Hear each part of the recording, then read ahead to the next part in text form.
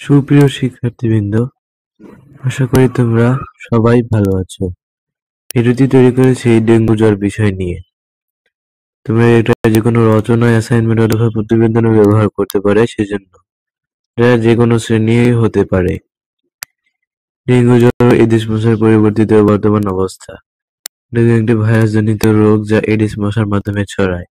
এই মশা সাধারণত ভোরবেলা ও সন্ধ্যার পূর্বে কামড়ায়।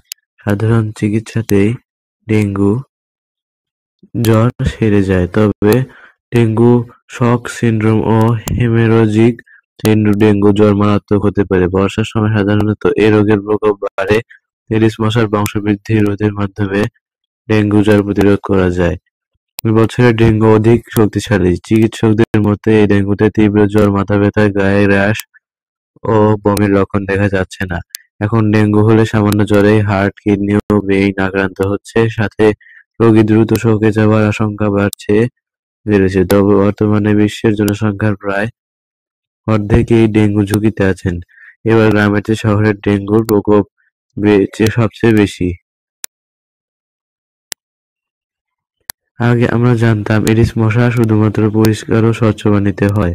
এখন দেখা যাচ্ছে নোংরা পানিতেও মশা ডিম পাড়তে পারে। ধারণা করা হচ্ছে হতো এডিস মশা শুধু দিনে কামড়ায়। এই রোগীদের বলা হতো দিনের বেলা মশারি টানিয়ে ঘুমাতে। কিন্তু এখন দেখা যাচ্ছে মশা দিনে রাতে দুই সময়ে কামড়াচ্ছে। আগে সাধারণত বর্ষা বা বৃষ্টিপাতের সঙ্গে ডেঙ্গুর সম্পর্ক থাকতো। এখন দেখা যাচ্ছে সারা বছরই ডেঙ্গু হতে পারে। যেমন এবছর জানুয়ারি থেকে সারা বছরই ডেঙ্গুর প্রকোপ লক্ষ্য করা যাচ্ছে। এমনকি শীতকালেও এর প্রভাব দেখা গেছে। যদিও বৃষ্টিপাতের সঙ্গে এর সম্পর্ক আছে, তবে কোথাও জমা পানি থাকলেই কিন্তু এই মশা ডিম পাড়ে। এসব কারণে বলা যায় যে ডেঙ্গু যেমন নিজের লক্ষণ বদলাচ্ছে, এডিস মশাও তেমনই বদলাচ্ছে নিজের চরিত্র। ডেঙ্গু জ্বরের বিস্তারিত তথ্য। ডেঙ্গু জ্বরের উৎপত্তি ডেঙ্গু ভাইরাস থেকে। তাই ভাইরাসবাহী এডিস ইজিপ্টাই নামক মশার কামড়ে মূলত ডেঙ্গু জ্বর হয়ে থাকে। ডেঙ্গু জ্বরে জীবাণুবাহী মশা কোনো ব্যক্তিকে কামড়ালে সেই ব্যক্তি 4 থেকে 6 দিনের মধ্যে ডেঙ্গু জ্বরে আক্রান্ত হয়। এবার এই আক্রান্ত ব্যক্তিকে কোনো জীবাণুবিহীন এডিস মশা কামড়ালে সেই মশাটি ডেঙ্গু জ্বরের জীবাণুহীন মশায় পরিণত হয়। এভাবে একজন জীবাণুবাহী মশায় পরিণত হয়। এভাবে একজন থেকে অন্যজনের মশার মাধ্যমে ডেঙ্গু ছড়িয়ে থাকে। ডেঙ্গু ভাইরাস 4 ধরনের হয়। ডেঙ্গু জ্বরও একাধিকবার হতে পারে, তবে যারা আগেও ডেঙ্গু জ্বরে আক্রান্ত হয়েছে তাদের ক্ষেত্রে পরবর্তী সময়ে রোগটি হলে সেটি মারাত্মক হওয়ার ঝুঁকি থাকে। ক্লাসিক্যাল ডেঙ্গু জ্বরে সাধারণত তীব্র জ্বর ও সেই সঙ্গে শরীরের প্রচণ্ড ব্যথা হয়। জ্বর 105 ফারেনহাইট পর্যন্ত হয়। শরীরে বিশেষ করে হাড়, কোমর, পিঠ সহ অস্থিসন্ধি ও মাংসপেশিতে তীব্র ব্যথা হয়। এছাড়া মাথা ব্যথা ও চোখের পেছনে ব্যথা হয়। অনেক সময় ব্যথা এত তীব্র হয় যে মনে হয় হাড় ভেঙে যাচ্ছে। তাই এই জ্বরের আরেক নাম ব্রেক বোন ফিভার।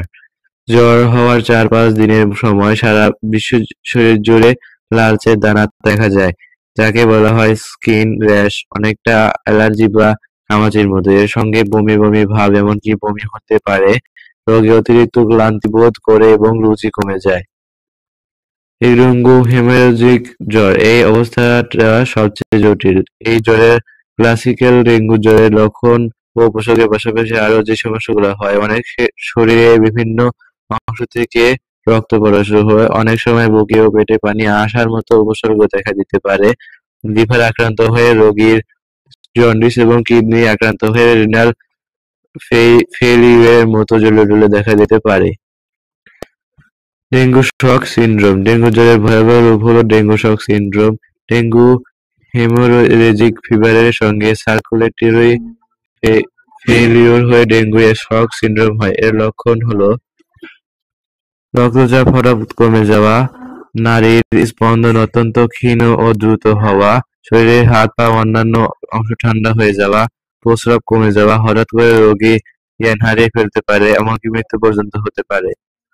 ডেঙ্গু জ্বরের সাধারণ লক্ষণ: হঠাৎ 104 থেকে 105 ডিগ্রি জ্বর, সাথে মাথা ব্যথা, চোখের পেছনে ব্যথা বা আলোর দিকে তাকাতে সমস্যা হওয়া, মাংসপেশি হাড়ের সংযোগস্থলে প্রচণ্ড ব্যথা হওয়া, শরীরের চামড়া লালচে ছোপ বা র্যাশ ওঠা, বমি ভাব, বমি হওয়া ও খাওয়ার অরুচি হওয়া, ব্রাশ করতে গিয়ে মুখ ও দাঁতের গোড়া এবং নাক দিয়ে রক্ত পড়া, ডায়রিয়া বা পাতলা পায়খানা হওয়া, 4-5 দিনের মধ্যে জ্বর সেরে যাওয়া, প্লেটলেট কমে যাওয়া। তবে এবারের চিত্রটা অনেকটাই ভিন্ন। দেখা যাচ্ছে জ্বরের তাপমাত্রা খুব বাড়ছে না, শরীরে ব্যথাও তেমন হচ্ছে না। সাধারণ জ্বর, সর্দি, কাশি, মাথা ব্যথা, গলা ব্যথা। অথচ এর 2 দিন পর শরীরের অবস্থার অবনতি ঘটছে।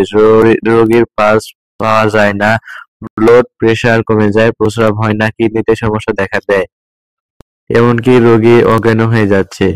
সাধারণ মানুষের ideal platelet counter per microlitre of blood 1.5 lakh থেকে 4.5 লাখ।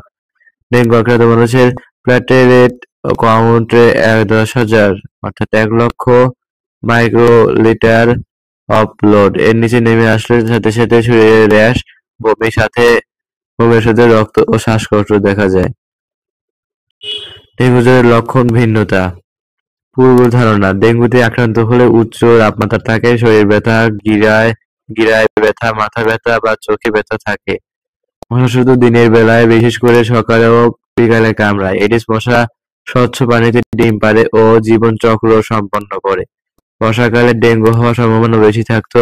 পূর্বে গ্রামাঞ্চলে ডেঙ্গুর প্রকোপ বেশি ছিল। এবার দেখো বর্তমান চিত্র। এবছর ডেঙ্গুতে তীব্র জ্বর, মাথা ব্যথা, গায়ে র্যাশ ও বমির লক্ষণ দেখা যাচ্ছে না। ও করে ভোরের দিকে কামড়ায়।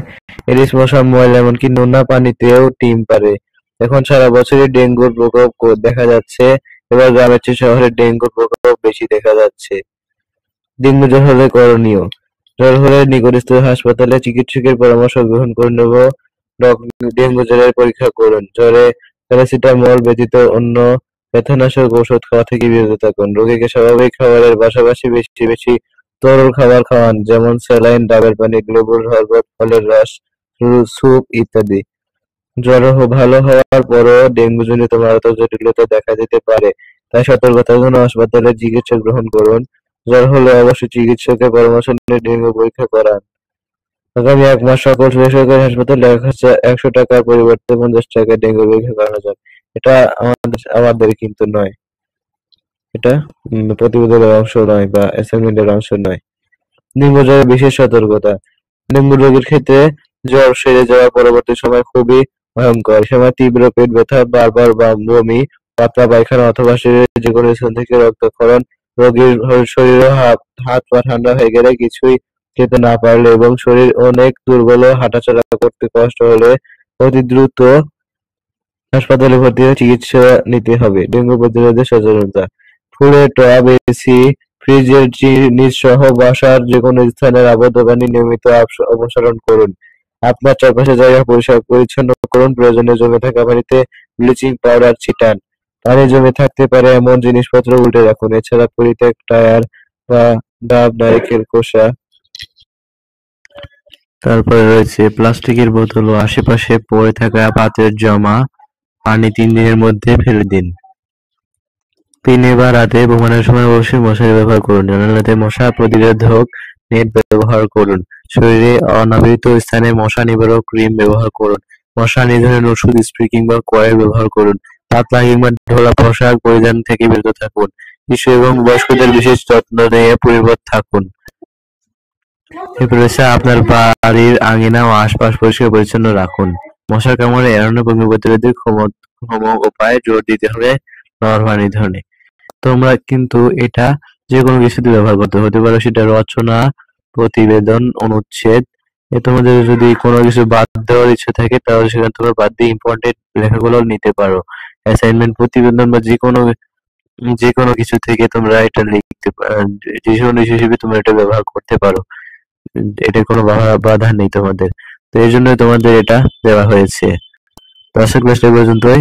পরবর্তীতে আমরা কোনো সাবজেক্টের অন্য কোনো অ্যান্সার নিতে পারি অথবা পরীক্ষার যদি কোনো তথ্য থাকে আমরা অবশ্যই তোমার সাথে সাথে জানিয়ে দেবো। তো ধন্যবাদ সবাইকে।